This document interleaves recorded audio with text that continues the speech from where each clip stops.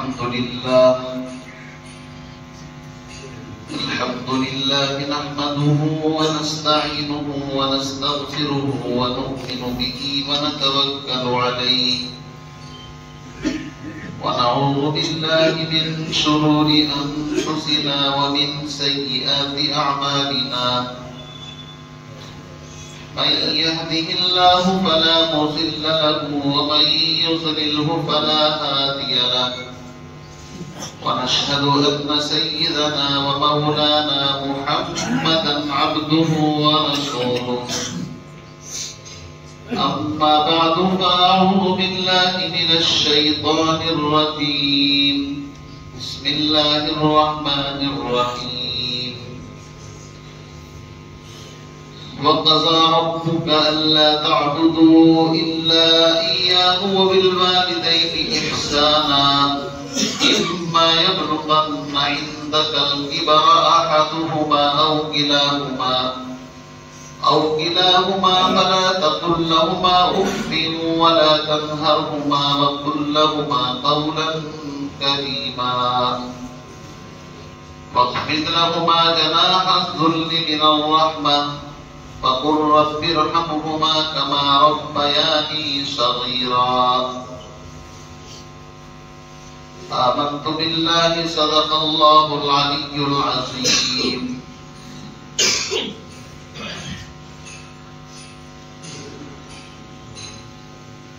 انتہائی واجب الاحترام بزرگوں دوستوں بھائیوں، آپ حضرات کی خدمت میں گزشتہ 4-5 جمعوں سے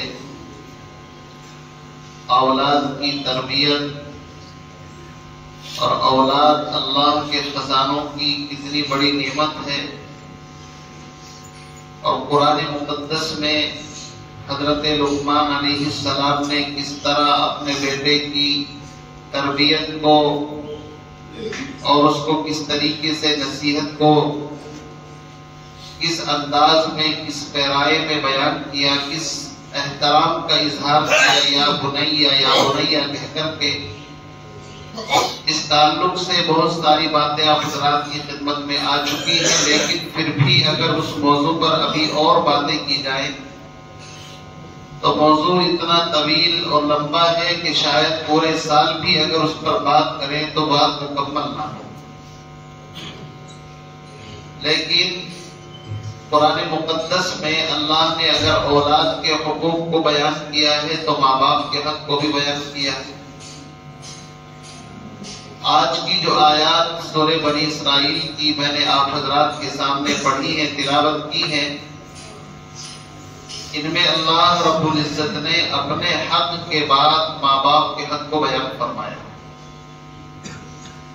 میرے بھائیوں، اس کائنات میں اللہ کے بعد اگر کسی کا مقام اور مرتبہ ہے تو وہ والدین کا ہے، جس کو ہم ماں باپ کہتے ہیں۔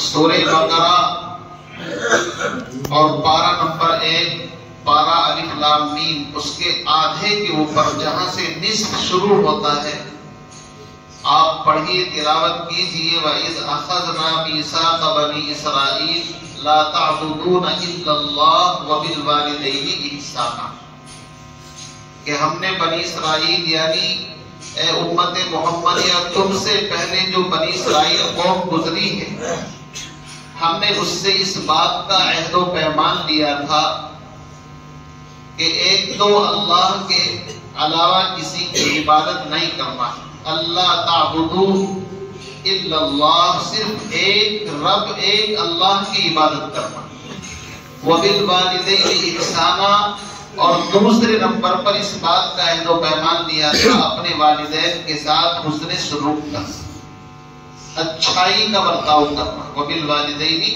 احسانا۔ اس کے بعد سورہ آل عمران ہے، پھر اس کے بعد سورہ نساء ہے۔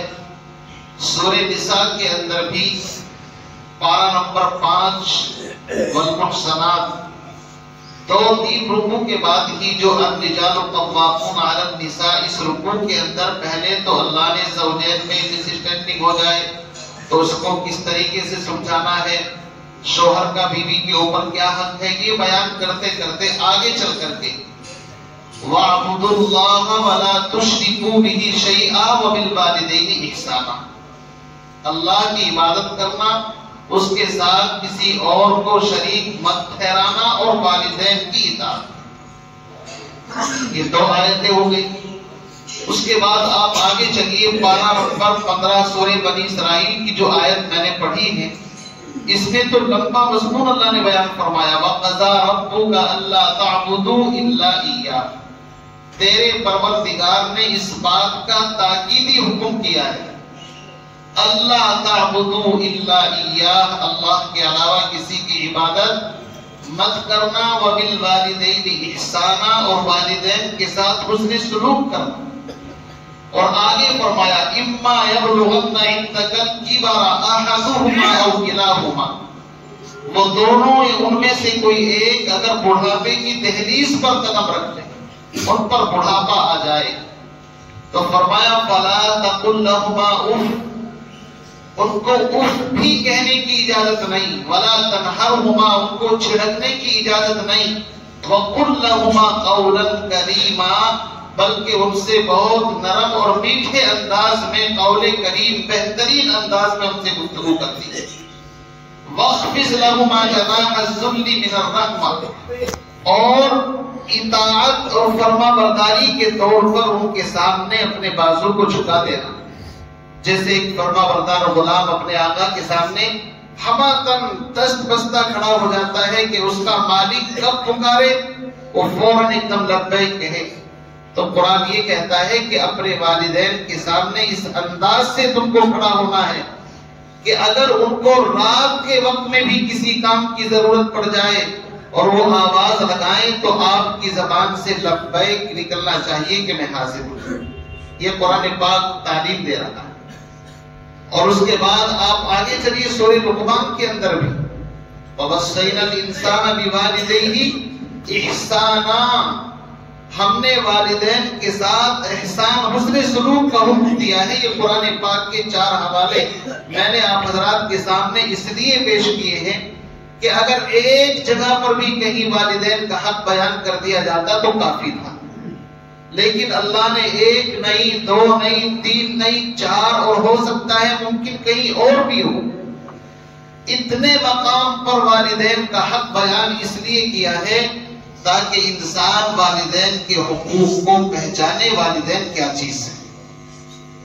میرے عزیز بھائیو، حدیث پاک کے اندر آتا ایک صحابی نے پیغمبر علیہ السلام سے معلوم کیا، اللہ کے نبی میرے حسن سلوک کا سب سے زیادہ مستحق کون ہے، یعنی میں جو بھلائی کا معاملہ کروں حسن سلوک کا تو وہ کس کے ساتھ کروں، فرسٹ نمبر پر کون ہے، یہ سوال کیا۔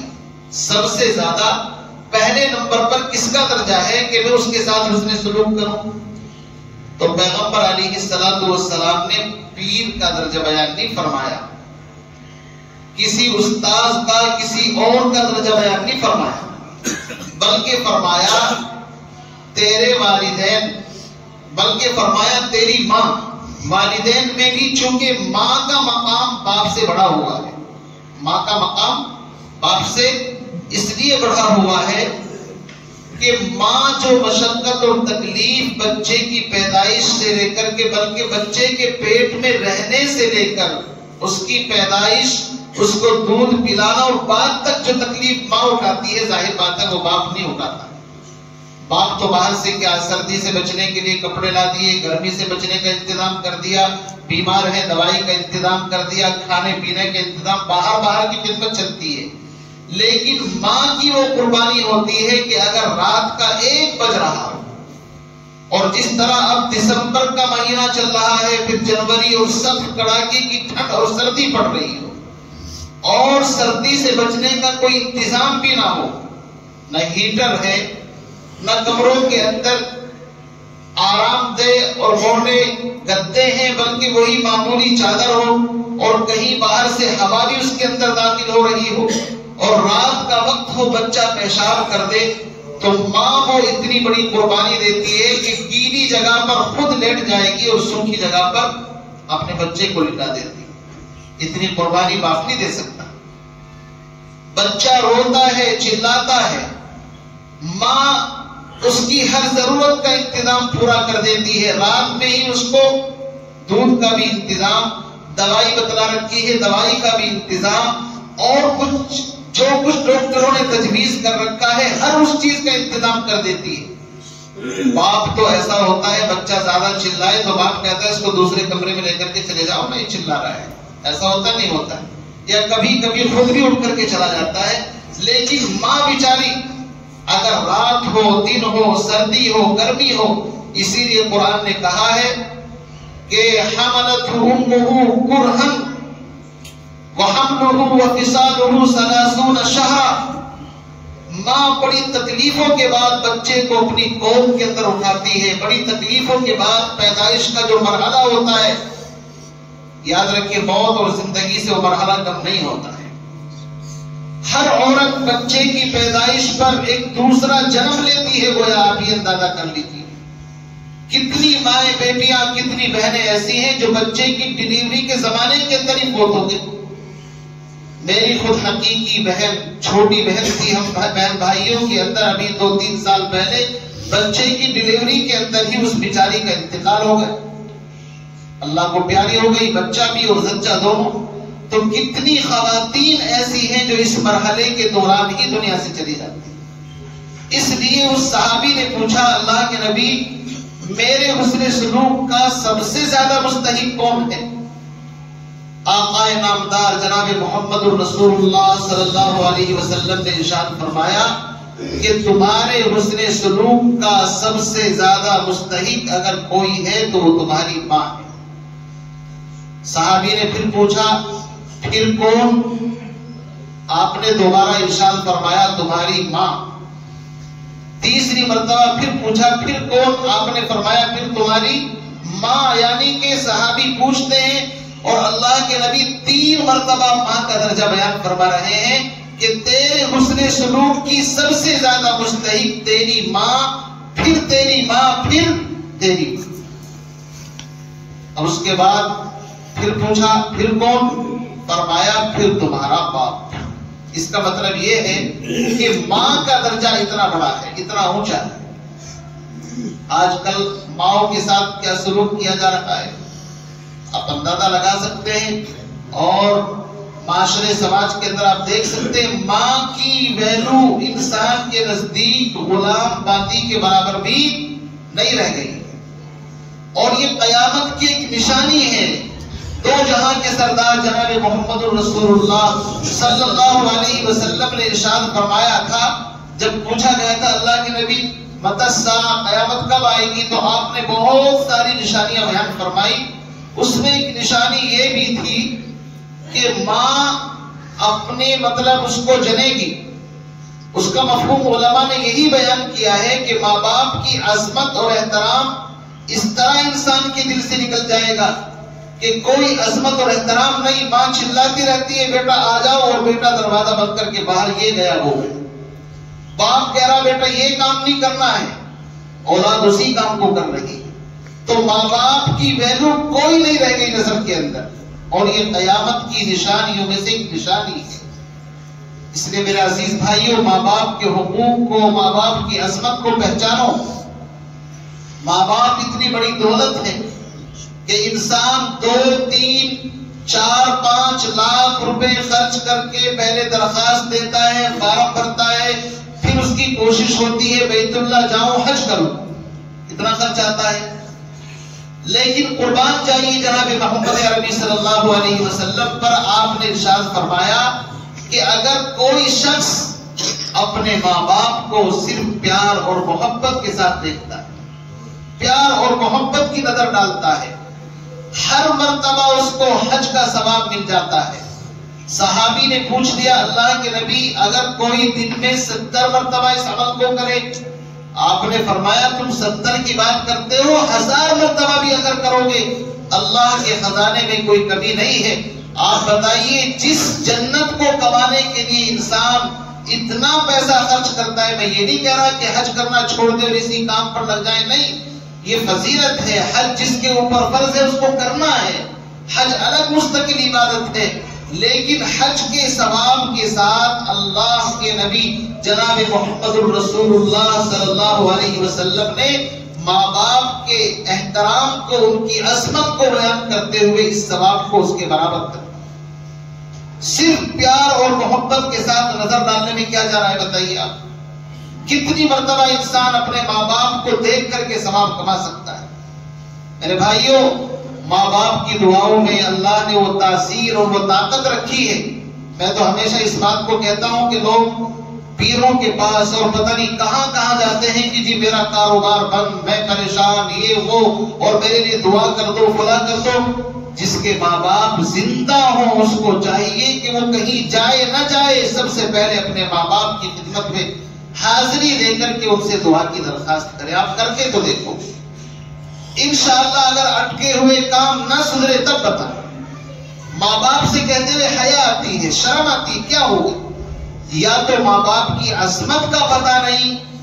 یاد رکھیے، دنیا میں انسان جب کسی چیز کی عظمت کو نہیں پہچانتا تو اس کی قدر اس کے دل کے اندر نہیں ہوتی۔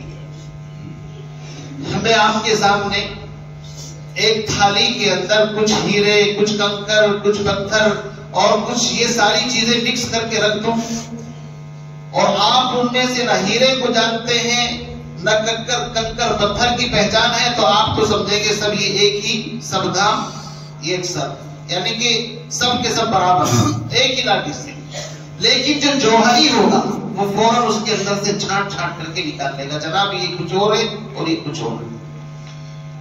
یاد رکھیے، دنیا کے اندر انسان جب تک کسی کے مقام سے واقف نہیں ہوتا تب تک اس کی رسپیکٹ، اس کا احترام اس کے دل کے اندر نہیں ہوتا۔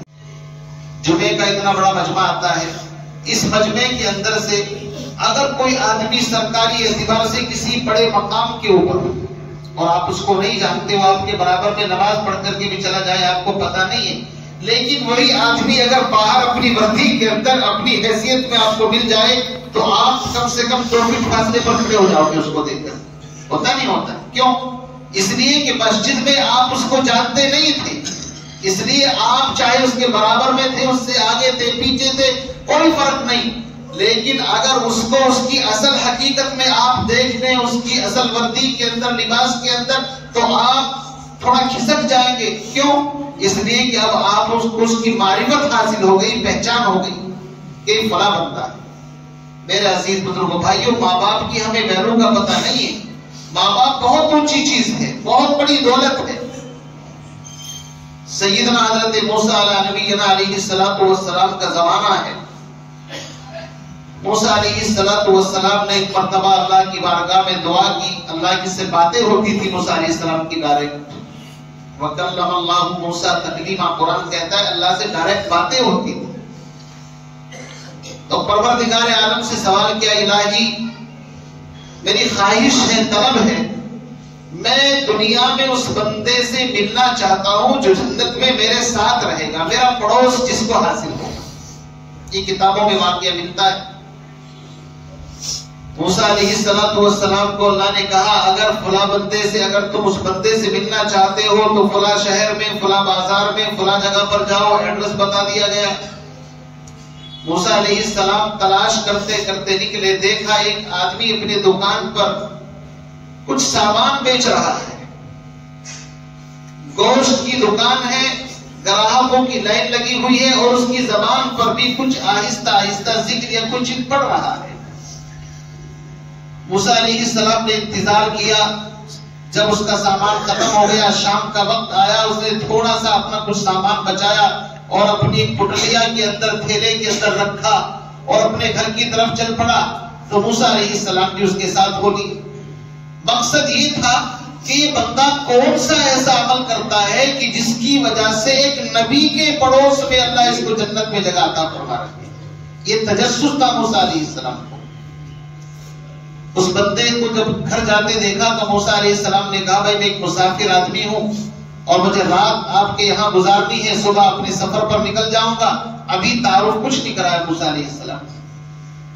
اس نے کہا کہ اہلا و سہلا و مرحبا، خوش آمدید، آپ مہمان ہیں، آپ ویلکم، آئیے، کوئی بات نہیں، شکل صورت تو نبی ہوتا ہے۔ وہ بڑے خوش ہوئے، گھر گئے، کتابوں میں لکھا ہے کہ گھر جانے کے بعد انہوں نے سلام کیا تو دیکھا ایک بوڑھی عورت بالکل چوزے کی طرح، جیسے جس کی کھال بھی سکڑ جاتی ہے انتہائی بڑھاپے کی وجہ سے، اور زبان سے کچھ کہتی ہے تو الفاظ سمجھ میں نہیں آتے بڑھاپے کی وجہ سے، اتنی بوڑھی ایک عورت گھر کے اندر ہے۔ سب سے پہلے انہوں نے جا کر کے اپنا ایک معمول جو تھا اپنا وضو کیا، اور اس کے بعد میں کھانا مختصر جو کچھ بنانا تھا بنایا، اور بنانے کے بعد ایک چمچ وغیرہ کوئی چیز لی اور اس کا شوربہ انہوں نے بنا کر کے اپنی والدہ کے منہ کے اندر ڈالا۔ یہ موسیٰ علیہ السلام دیکھ رہے، اور اس عمل کو کرنے کے بعد پھر خود مہمان کو جو مختصر تھا ان کے سامنے کھانا کھایا۔ تو جب وہ اپنی والدہ کے منہ کے اندر چمچ سے شوربہ ڈال رہے تھے تو ان کی والدہ اس کو پینے کے بعد کچھ دعا دے رہی تھی، کچھ کلمات کہہ رہی تھی، لیکن سمجھ میں نہیں آ رہے تھے۔ تو موسیٰ علیہ السلام نے پوچھا کہ آپ کی والدہ جو ہے یہ کیا کہہ رہی ہے؟ تو اس نوجوان نے بتایا کہ میری والدہ مجھے ہر روز ایک ہی دعا دیتی ہے، مولا اس وقت اس کائنات میں سب سے بڑے پیغمبر حضرت موسیٰ علیہ السلام ہیں، میں یہ نہیں کہتی کہ میرے بیٹے کو نبوت عطا فرما، لیکن میں تیری چوکھٹ پر یہ دعا ضرور مانگتی ہوں کہ آپ کی جنت بڑی وسیع ہے، آپ کی رحمت بڑی وسیع ہے، آپ میرے اس بیٹے کو موسیٰ علیہ السلام کا قرب جنت کے اندر عطا فرما دیجئے، یہ ہمیشہ میری والدہ کی دعا ہوتی ہے۔ اب موسیٰ علیہ السلام سے رہا نہ گیا، کہا کہ بھائی میں ہی بنی اسرائیل کا پیغمبر موسیٰ ہوں، اور میں تمہارا وہ عمل دیکھنے کے لیے آیا تھا کہ کس وجہ سے تمہیں اللہ نے مقام عطا فرمایا ہے۔ پتہ چلا کہ والدہ کی خدمت کرنے کی وجہ سے اللہ نے تمہاری دعا سن لیے اور اللہ نے تمہیں سلیکٹ کر دیا ہے اس کے۔ میرے بھائیو کہاں ہیں ہم ماں باپ کو کچھ سمجھتے نہیں، ان کے مقام کا پتہ نہیں، ان کی بے ادبی کرتے ہیں، ان کے سامنے آواز بلند کرتے ہیں، ان کے حکموں کو اگنور کر دیتے ہیں۔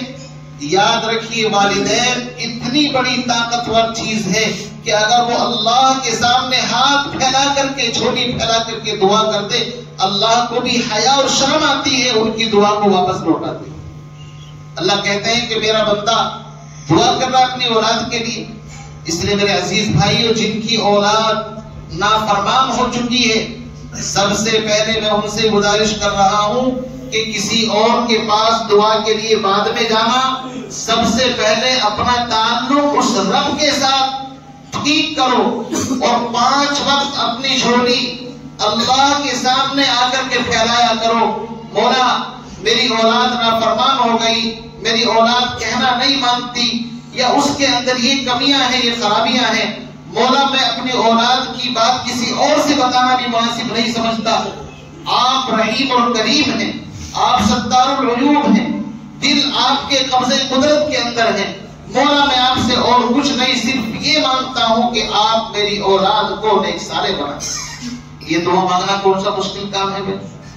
ماں باپ تو ماں باپ ہوتے ہیں۔ کل ہی کا واقعہ ہے، ظہر کے بعد اثر سے پہلے میں یہاں کلاس میں بیٹھا ہوا تھا، بچے بھی بیٹھے ہوئے تھے، ایک آدمی اپنے بچے کو لے کر کے آیا جعفر آباد سے، اور اس کا جو بیٹا تھا وہ دماغ سے بیچارہ کچھ ایسا لگ رہا تھا جیسے پاگل پن کی جو علامتیں ہوتی ہیں، ہاف مائنڈ جس کو کہتے ہیں، اس طرح کی اس کی بات، اور اس کا والد اس کو لے کر کے میرے پاس، ایک پرچہ اس کے ہاتھ میں، ایک تو اس پر دعا لکھی ہوئی بھی تھی پہلے سے، وہ آ کر کے مجھ سے کہتے ہیں اس پر کوئی دعا لکھ دیجئے اور اپنا نمبر بھی لکھ دیجئے۔ میں نے ہنس کر کے کہا بھائی نمبر تو میں آپ کو دوں گا نہیں، پتہ نہیں آپ کون ہیں، کہاں سے آئے ہیں، میں آپ کو نہیں جانتا، آپ مجھے نہیں جانتے، لیکن دعا کا اگر سوال ہے تو دعا اس پرچے پر لکھی ہوئی ہے، ان میں سے کوئی بھی دعا آپ سلیکٹ کر کے پڑھ لیجئے، انشاءاللہ فائدہ ہوگا۔ اور اس کا بیٹا اپنے باپ کو بار بار ڈانٹ رہا ہے، وہ ڈانٹنے کا مطلب یہ کہ وہ نارمل حالت میں بچہ نہیں تھا، دماغی ابسینٹ تھا وہ، یعنی ایک تو ہوتا ہے جان بوجھ کر کے ڈانٹنا، وہ بات الگ ہوتی ہے، اور ایک ہوتا ہے کسی کا دماغ ہی ایسا ہو۔ میں نے محسوس کر لیا یہ بچہ اب مائنڈ ہے۔ میں نے پوچھا آپ کام کیا کرتے ہیں؟ کہا میں آٹو رکشہ چلاتا ہوں۔ اور آپ کا یہ بیٹا، پھر اس نے مجھے کچھ فوٹو دکھائے، اس کے سر سے خون نکل رہا تھا کہ ایک مرتبہ والدہ نے غصہ ہو کر کے اس کے سر میں مار دیا، اور یہ اس وقت کا فوٹو۔ میں نے کہا آپ اس کو یہاں شادرہ کے اندر جو وہ ہے کون سا علاج کیا بولتے ہیں، وہاں پر بھی اس کو دکھائے کہ جی علاج اس کا چل رہا ہے۔ تو میں نے کہا صرف 2 باتیں آپ کے لیے ہیں، ایک تو یا سلام اس میں پرچے میں لکھا ہوا تھا، اس کو آپ کثرت کے ساتھ پڑھیں، اس لیے کہ اللہ کا نام سلام ہے، اور ساری دنیا کو سلامتی تقسیم کرنے والا بھی میرا رب ہے۔ ساری دنیا کو سلامتی کون دیتا ہے؟ اللہ، اور جس کو وہ سلامتی دے دے اس کو کوئی بیمار نہیں کر سکتا۔ میں نے کہا آپ کو لمبا چوڑا وظیفہ کوئی بتا دیا تو آپ الجھ جائیں گے، نہیں پڑھ پائیں گے۔ آپ 313 مرتبہ یا سلام یہ پڑھیں، پانی پر پڑھ کر کے دم کر کے پیئیں، اس کے اوپر بھی دم کریں، اس بچے کو بھی بتائیں پڑھنے کے لیے، اور کنٹینیو اس کا علاج کرائیں، دوا بھی اس کو کھلائیں۔ میں اس واقعے کو اس لیے بتا رہا ہوں کہ باپ ہوتا ہے، وہ بچہ کوئی معمولی بچہ نہیں تھا، تقریباً 18 سے 20-22 سال کی ایج اس کی تھی۔ اپنا کام چھوڑ دیا، سب کچھ چھوڑ دیا، اپنے بچے کے پیچھے کہیں میرا بچہ کہیں غلط ہاتھ میں نہ چلا جائے، کہیں بھٹک نہ جائے، گم نہ ہو جائے۔ یہ ماں باپ کی محبت ہوتی ہے، اور ماں باپ تو چھوڑیے، جانوروں میں بھی اللہ نے محبت رکھی۔ ایک صحابی پیغمبر علیہ السلام کی خدمت میں آ رہے تھے، راستے سے گزرے جنگل سے، تو ایک گھونسلہ نظر آیا، اس میں کچھ چھوٹے چھوٹے چڑیا کے پرندے کے بچے تھے۔ اس صحابی نے اس بچوں کو اٹھا لیا اور اپنے کپڑے میں چھپا لیا۔ اتنے میں ان کی جو ماں تھی چڑیا وہ بھی آ گئی، اور وہ ان کے سر پر منڈرا رہی ہے، کبھی چی چی کر رہی ہے، بولتی ہے۔ وہ صحابی ان بچوں کو لے کر کے پیغمبر علیہ السلام کی خدمت میں آئے۔ آپ علیہ السلام نے فرمایا کہ یہ اس ماں کی محبت ہے کہ اپنے بچوں کے پیچھے آ رہی ہے، آپ جاؤ ان بچوں کو وہیں پر رکھ کر کے۔ بتائے چاہے محبت تو اللہ نے، ماں چاہے وہ انسان ہو، جنات ہو، اور حتیٰ کہ وہ چاہے چرند پرند کیوں نہ ہو، ان کے اندر بھی اللہ نے محبت کا جذبہ رکھا ہے۔ اس لیے میرے عزیز بزرگوں بھائیوں، اپنے ماں باپ کی قدر و قیمت کو پہچانو، اور اللہ نے اگر کسی کو خدمت کا موقع دے دیا ہے تو اس کو سعادت جانو۔ ہر انسان کو یہ موقع نہیں ملتا ہے۔ کتنے انسان ایسے ہیں کہ جن کے والدین دنیا سے چلے گئے اور وہ بیچارے پریشان۔ میرے بھائیوں، پیغمبر علیہ السلام جب ابھی ماں کے پیٹ کے اندر تھے تو آپ کے والد تجارت کے لیے ملک شام گئے تھے۔ کتابوں میں آتا ہے کہ ادھر سے واپسی کے اوپر ان کی طبیعت خراب ہوئی، اور آپ کے والد جناب عبداللہ اس دنیا سے چلے گئے۔ تو قرآن نے کہا الم یجدک یتیما فآویٰ، محبوب آپ یتیم تھے، ہم نے آپ کو ٹھکانہ دیا۔ پیغمبر علیہ السلام نے اس دنیا میں اپنے والد کی زیارت نہیں کی۔ آپ پیدا ہوئے تو والد کا سایہ ہی نہیں، پھر آپ 5-6 سال کی عمر کو پہنچے تو پیغمبر علیہ السلام کی والدہ جناب آمنہ بھی اللہ کو پیاری ہو گئی۔ آپ فرمایا کرتے تھے کاش اگر میرے والدین زندہ ہوتے، اس بات کو غور سے سننا، کاش اگر میرے والدین زندہ ہوتے اور میں نماز کی نیت باندھ کر کے اللہ کے سامنے کھڑا ہو جاتا۔ نماز سے بڑا تو کوئی وظیفہ نہیں، یہ نفلی نماز کی بات چل رہی ہے، فرض نماز کا مسئلہ الگ ہے میرے اور آپ کے لیے، اور میں نفلی نماز کی نیت باندھ کر کے کھڑا ہو جاتا، پھر میری والدہ یا والد مجھے پکار کر کے کہتے محمد، ہمیں کہنا چاہیے صلی اللہ علیہ وسلم، جب بھی نبی کا نام آئے درود پڑھنا چاہیے۔ آپ اپنا واقعہ بیان کر رہے، مجھے کہتی محمد صلی اللہ علیہ وسلم، تو میں اپنے والدین کے حکم کو، ان کی آواز کو سن کر کے نماز توڑ دیتا اور اپنے والدین کی جا کر کے بات پوچھتا، امی ابو میں حاضر ہوں، بتائیے کیا حکم ہے۔ اس سے بڑی کوئی دولت ہو سکتی؟ میرے بھائیوں، آج تعلیم نہیں ہے، ایجوکیشن نہیں ہے، اس لیے ہمیں پتہ ہی نہیں اولاد کا کیا حق ہے، ماں باپ کا کیا حق ہے، استاد کا کیا حق ہے، پڑوسی کا کیا حق ہے، رشتہ دار کا کیا حق ہے۔ ان کی پہچان ہوگی تب جب ہمارے پاس علم ہوگا، دین ہوگا، اس لیے کہ بغیر علم کے، شیخ سعدی علیہ الرحمہ فرماتے ہیں نا کہ بے علم چو شمع باید گداخ کہ بے علم نہ تما خدا را شناخت. اگر علم حاصل کرنا ہے تو اے طالب علموں، تمہیں اپنے وجود کو موم بتی کی طرح پگھلانا پڑے گا. ایک نصیحت تو طالب علموں کو کر رہے ہیں، جس طرح موم بتی جلتی اپنا وجود ختم کر دیتی ہے تب جا کر کے روشنی ہوتی ہے، اسی طرح طالب علم کو رات دن اتنے رگڑے اتنی محنت کرنی پڑے گی، موم بتی کی طرح پگھلنا پڑے گا تب جا کر کے علم آئے. اور آگے دلیل دی کہ بغیر علم کے آپ اللہ کو نہیں پہچان سکتے. پے علم چو شمع باید گداخت کہ بے علم نہ تما خدا را شناخت. بغیر علم والا انسان صحیح معنی میں رب کو پہچان نہیں سکتا. اس لیے علم جو ہے یہ مین بنیادی چیز ہے. بغیر علم کے انسان کسی کو نہیں پہچان.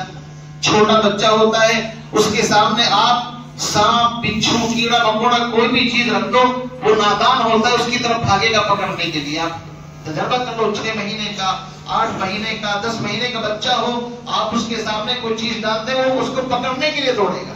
کیوں؟ اس لیے کہ وہ اس سے واقف نہیں ہے کتنی خطرناک چیز ہے. ماں باپ اگر دور بھی بیٹھے ہوئے اور بچہ اس کی طرف، ماں باپ بھاگتے ہیں ایک دم دوڑ کر کے کہیں میرا بچہ اس کو سانپ نہ ڈس لے. آگ کے انگارے ہیں، سامنے چولہا جل رہا ہے، گیس جل رہا ہے، تنور روشن ہے، بچہ آگ کو دیکھ کر کے اس کی طرف لپکتا ہے، اس کو جا کر کے پکڑوں. لیکن ماں باپ دور سے دیکھ لیتے ہیں، بچے کو گود میں اٹھا لیتے ہیں کہ آگ ان کو جلا نہ دے. اس سے پتہ چلا کہ جو جاننے والا ہوتا ہے اور نہ جاننے والا، دونوں میں زمین آسمان کا فرق ہوتا ہے. جس کو ماں باپ کی عظمت کا پتہ نہیں ہے وہ ماں باپ کو نخرے دکھائیں گے، ان کے اوپر الٹے سیدھے ان کی باتوں کو جواب بھی دے دیں گے.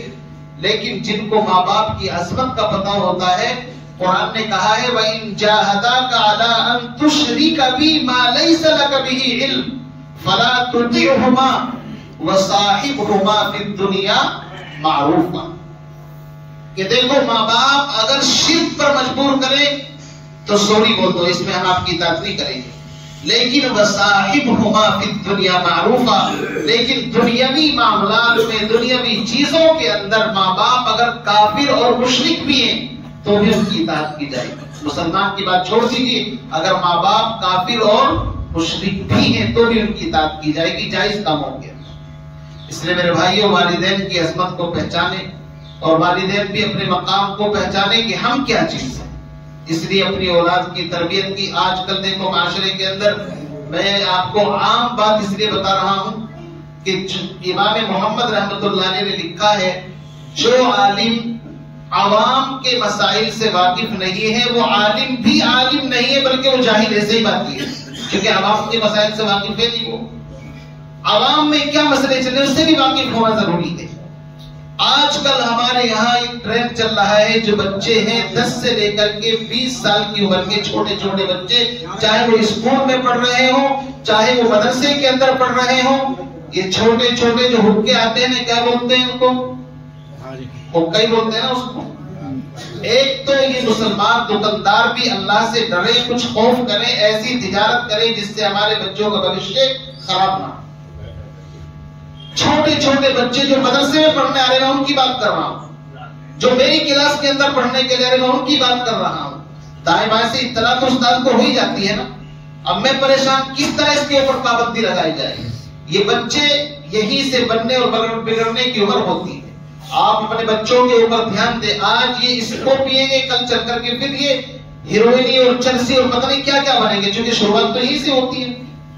اس لیے خدا کے واسطے اپنے بچوں کو ٹائٹ رکھو.